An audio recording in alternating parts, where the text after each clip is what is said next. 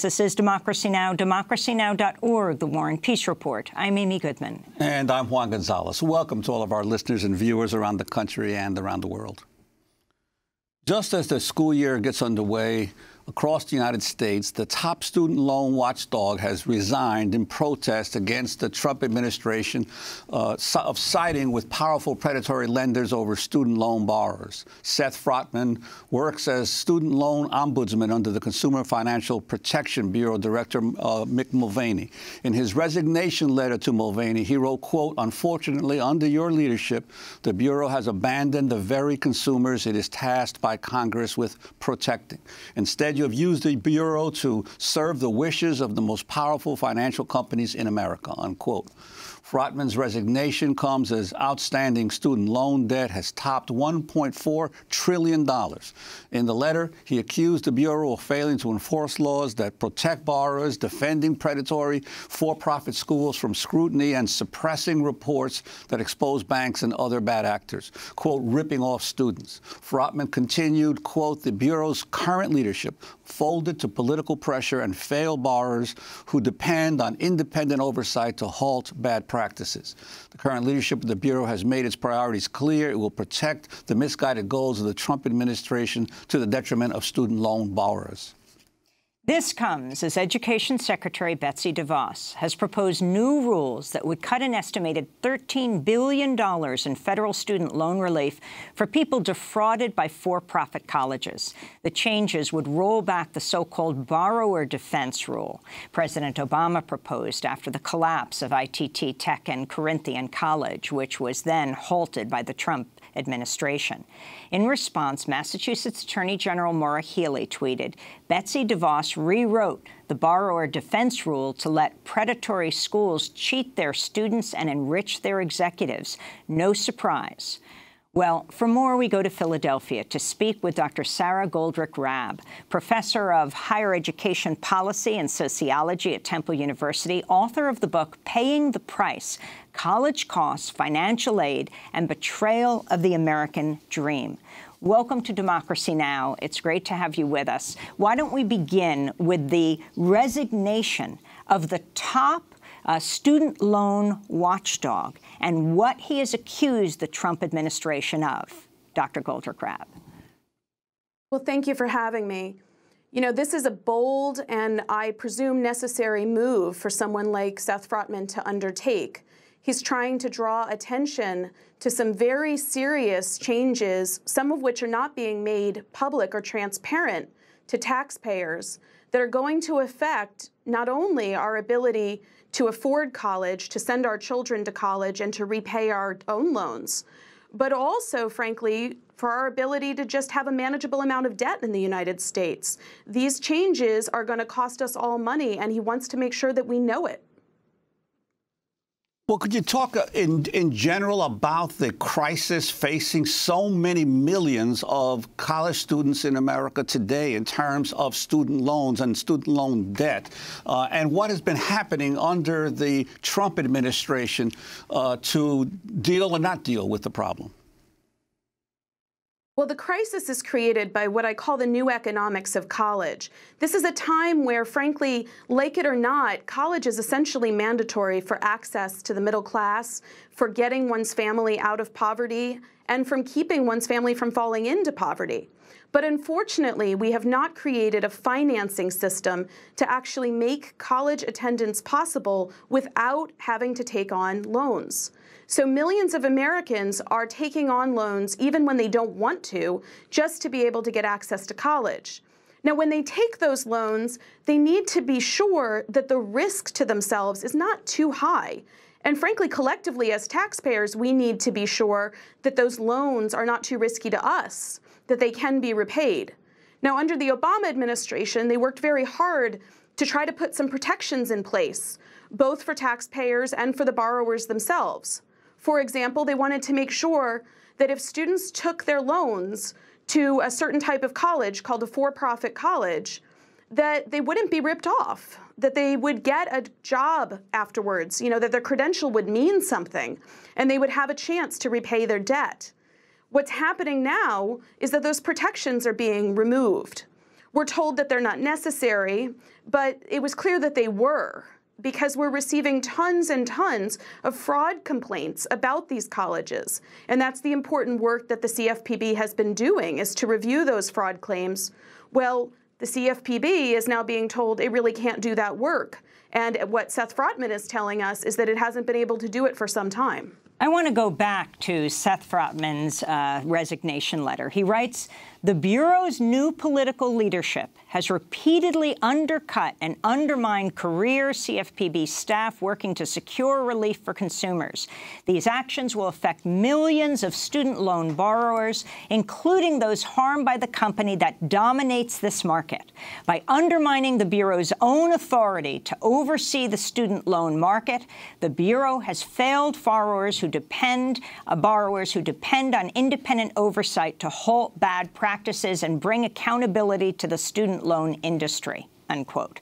The company Frotman is referencing is thought by many observers to be Navient, the nation's largest servicer of student loans, according to lawsuits filed last year by a federal regulator and 2 state attorneys general. According to lawsuits filed last year by a federal regulator, Navient has for years misled borrowers and made serious mistakes at nearly every step of the collections process, illegally driving up loans repayment costs for millions of borrowers.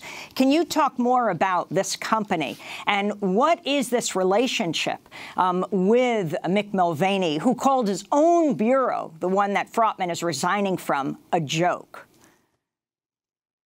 Well, I think that the biggest thing that Seth is pointing out is that we don't fully understand what Mulvaney's relationships are. I think that we have some speculation as to what's going on here, but he keeps alluding to the fact that, you know, the real issues going on inside that agency are not being made transparent. And we, I think, have the same concerns, frankly, about the U.S. Department of Education and Secretary DeVos's own relationships, both with these companies and with for-profit companies. That transparency is really key in order to be able to protect consumers. You know, these places like Navient are servicing loans which, you know, a lot of people are really struggling to pay off. And many folks who are not able to repay their debt, it's not necessarily that they didn't have the money, but they weren't given the right information. The repayment process and the collections process was not transparent to them. It was not easy to follow. And so we have people who are falling into economic hardship, and defaulting on a loan is a very serious mark for somebody's economic record, because these companies are not doing the right thing. You know, I think what Seth is raising questions about is the advice and the practices of career people in Washington. And for those who don't know those folks, I mean, these are some very hardworking people who stay regardless of who's in charge of the White House and really stick by the job of these agencies and departments. And the contrast between that and what the political appointees are doing, who don't seem to really be aligned with the mission of the agency. And what about the issue of what Congress is doing? We're talking about more than $1.4 trillion in student debt, an exploding problem in the country, and yet Congress, years back, ruled that in personal bankruptcy cases, you can't discharge your student debt. So it basically follows you through life no matter what. That's right. And, you know, there are some reasons, some of which are irrational, some of which are rational for those kinds of rules. I mean, but the big challenge is this. You know, Congress has not taken on in a serious way the need to create a financing system in this country that makes it possible for people to go to college without having to take on loans. That's the hard work that needs to be done, and it really hasn't happened. And for the folks who have taken on loans, they've made it incredibly hard for them to repay that debt, get out of that debt. For example, if they serve in terms of public service, if they become teachers in low-income schools, there's talk of rolling back that loan forgiveness. So, you know, it seems that Congress is at odds with the will of the American people. Professor Goldrick-Rab, your work has been credited, your book, Paying the Price, based on a study in state colleges, not for-profit schools, but your work has been credited with really helping to lay the groundwork for Bernie Sanders' proposal for free college education. Please explain. Well, the studies that my team and I have undertaken over the last 20 years have revealed that the current financial aid system just isn't getting the job done. In many ways, it's well-intentioned. It suggests that we can help people without money by giving them grants that they have to fill out the FAFSA to receive, this horrible bureaucratic form, this application that takes ages to fill out. And that we will somehow make up for their lack of money by giving them that financial aid. We find that doesn't actually work in practice for many reasons, including that families can't get through the application. They may not have parents to fill out the application for some students who are estranged, for example, from their parents. And then there's a whole middle class in this country that find themselves, too rich to qualify for grants, but too poor to be able to afford these college prices. That's where a free college model comes in.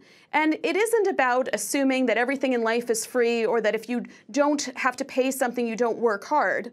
But just as we value people in this country being able to go to high school, and we wouldn't want to have a country where people turned away from high school because the tuition is too high, we believe it's now time to start thinking at least about the 13th and 14th years of education as something that we need to collectively pay for so that anybody, especially anybody hardworking and talented in this country, which is the majority of people, can get the college education that they need. And what about the for-profit industry? Because clearly you have the private nonprofit colleges, the state universities and state colleges, but there's been an explosion of the for-profit industry, and we've seen some major failures of some of these, but some continue to prosper basically on the backs of this loan program. That's right. I mean, in many ways, the model that we're operating under is a voucher-driven model.